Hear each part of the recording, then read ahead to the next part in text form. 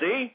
Oh, yes, that was terrible. Here, sign here. You're now an actor. You've got the part, and we need you back here next Sunday at this time because we had to record the next few episodes. And so I was acting without even knowing it at first. And that's how I on my first role. And that's, like I said, I had a regular 9-to-5 job at the time, so I had to do, recorded that mostly on the weekends and evenings, so I didn't get to meet a lot of people because I wasn't up at Funimation during regular operation hours. I mean, Bevan's really kind of bent over backwards to get me in and make sure that I got the part, and it was a very challenging role. And Bevan's very much, being the visionary director he is, just really kind of molded me into the actor I became, and so all because I was coerced. So that's how I became a voice actor. I set out to prove someone wrong and got served. Well, your experience wasn't really like you were a voice actor hopeful, but what do you have any tips for any aspiring voice actors or actresses? Oh wow, we could do an entire show on tips for aspiring voice actors and actresses.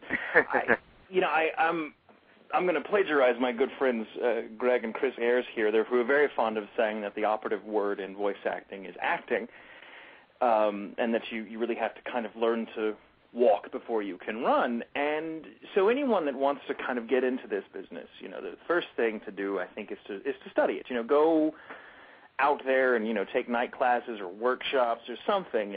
It's very important for young actors to, especially if they've never done it before, to get themselves in an environment where they can get feedback from people that are also learning the craft, because those people will be some of your most honest and direct critics.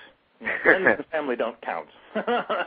They mean well when they encourage. Well, I mean, hey, they mean well when they encourage us, but you need to get feedback from competition. That's the most. Yeah. That's going to be, again, the most honest critique you get.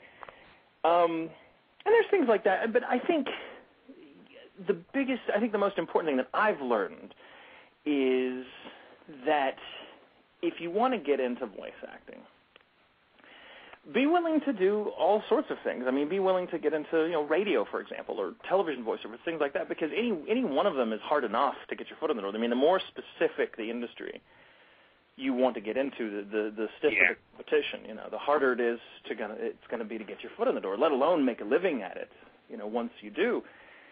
So, it's very important to understand, one, you should have a backup plan, always have a backup plan for, if your dreams don't pan out. And two, the kind of sobering reality that we don't really like to face very much, but that I think it's important for young people to know, or any aspiring actor of any age to know, is that really and honestly and truly, and this isn't to discourage anybody, but it really doesn't matter. Talent only goes so far. I mean, of course, it helps if you're talented. You absolutely should be talented, and you should study, and you should work. But if you're not at the right place at the right time, if you don't have luck on your side, it's just not going to happen. And so you have to kind of cultivate luck. And I've learned through my experience that luck tends to favor people who are humble and have the right attitude. I see a lot of people that kind of come in with this, they're overconfident, if anything. They come in and they may be extremely talented, or they may suck, But either way, they just kind of come in kicking the door down, thumping their chest, insisting to everyone that they're going to conquer the world and, take on, be the next big thing, and that just never works. It never works. No one wants to deal with people like that. So attitude and humility have a lot to do with the luck you need to make it in this business. Yes. So that's my biggest advice to give to everyone. Just be humble and gracious and be easy to work with and study hard and be able to take criticism. So there's my public announcement for the year. Stay in school, kids. Stay in school, kids, and look both ways before crossing the street. All right. Kind of a general question you probably heard before, but where do you draw your inspiration from for your various roles? I mean, you said you've got quite a wide variety of roles that you like to play, so where do you draw your inspiration for this? It depends. Inspiration can come from all sorts of places. I try not to limit myself. I mean, first and foremost, it almost always comes from the animation and the vision of the animators, and the show itself, of course. And you study the seiyu's performance.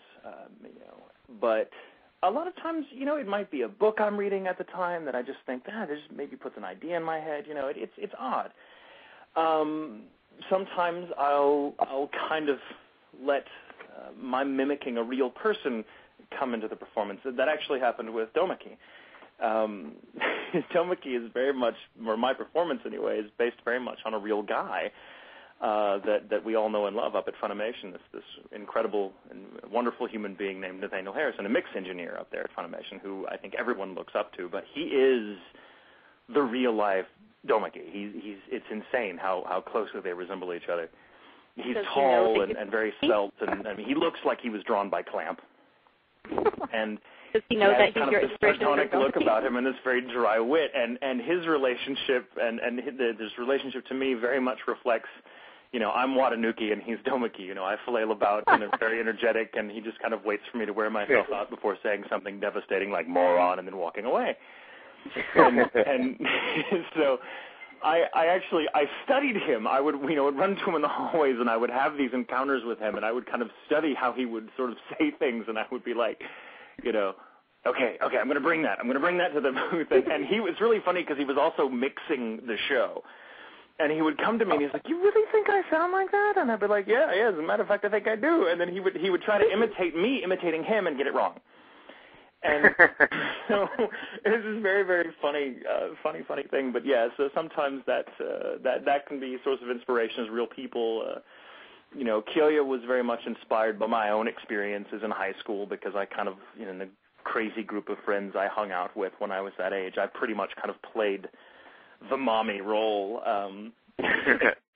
And so, yeah, inspiration comes from a lot of different places. But again, first and foremost, it comes from the animation. It comes from watching, this wonderful character unfold in front of you on the screen and just going, okay, I see how that's moving. Okay, well, then I'm going to do this. And so it's really, really fun. It's very, I find it very, because of the nature of the beast, I find it very easy to draw inspiration from a number of different sources because there are just times, like especially with, say, Isaac and Baccano. I think Tyler said the greatest thing to me when we started recording that, because that was kind of new territory for me, too, at the time. And he said, well, the thing to remember about Isaac is that there is almost nothing that's out of character for him. He's so big and over the top and so all over the map that you could almost get away with anything at any time, and it works. And so that was a romp. Yes, inspiration. You're pretty young. You're 33, right? You and sound you young. You're very sweet. Well, so you're pretty young for the amount of roles you've gotten. A lot of roles. You're pretty young for that. Has this presented any difficulties or advantages to you? Well, I'll tell you. It's still. I think I said this earlier, but it still feels very unreal to me in a lot of respects because it seems to have happened so fast.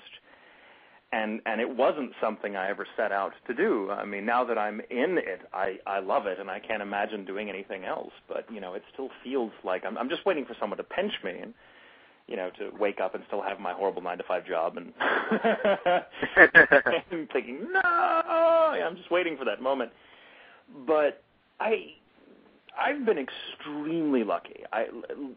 By far luckier than anyone has the right to be in this business. And not only getting the number of roles that I've gotten, but getting to work at all. I mean, this is a really, really competitive business, and at Funimation alone, there are so many extremely talented people who also happen to be really, really nice, that it doesn't matter what I'm going out for in an audition. I'm always surprised when I get something because, I just feel, my God, how, I wouldn't have cast me in this show. I would have cast this person or that person, And, and I've been very fortunate also to have a lot of different and unique roles, that don't really, so that I've gotten to explore my range and grow a great deal as an actor, and then to work with wonderful directors and other actors who have been doing this far longer.